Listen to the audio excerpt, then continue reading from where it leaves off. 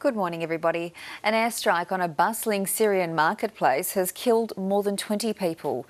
Syrian activists blame the Assad government for the attack. YouTube videos show bodies being pulled from cars and many more people have been injured. About 400 people have reportedly been killed in government airstrikes in the last 2 weeks.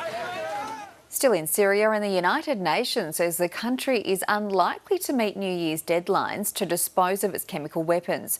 The UN and Organisation for the Prohibition of Chemical Weapons says important progress has been made, but both are calling on President Bashar al-Assad's government to intensify efforts to meet the internationally set deadlines. Student supporters of the outlawed Muslim Brotherhood in Egypt have fought with police at a Cairo university. One student has been killed in the clashes. It comes a day after 3 people were killed across Egypt in violent outbreaks between security forces and supporters of the Muslim Brotherhood. In Thailand, one person has been killed and several others wounded after a gunman opened fire at a rally at a site near the government headquarters in Bangkok. The pre-dawn attack on Saturday follows weeks of mass anti-government protests between police and opposition protesters. Bloodstains and bullet holes taking place.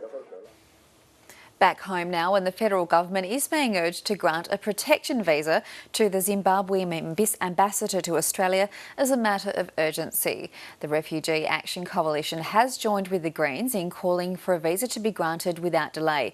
The ambassador is in hiding, fearing for her life after quitting her diplomatic post and lodging for an asylum application. Here's political reporter Andrew Green. At the Zimbabwe Green, ABC News, Canberra. The search continues for a man who's escaped from an immigration detention centre at Northam, about 90 kilometres east of Perth. He was one of 2 Vietnamese detainees who escaped from the Yongah Hill site. One man was found during a search, but the other is still missing. It's not clear how the pair got out.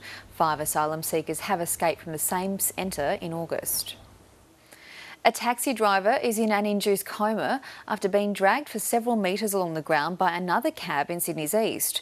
Police say the 59-year-old was arguing with another cab driver on Campbell Parade at Bondi just before 11 o'clock last night. It's understood he grabbed the window of the other car, which then took off, dragging him several metres. He was taken to St Vincent's hospitals with head injuries. The second cab driver is being questioned by police. Communities in Western Australia's north are preparing for tropical cyclone Christine. The Category 2 system is now 300 kilometres off the coast to the northwest of Broome. The Weather Bureau expects it to be a Category 3 storm when it crosses the Pilbara coast.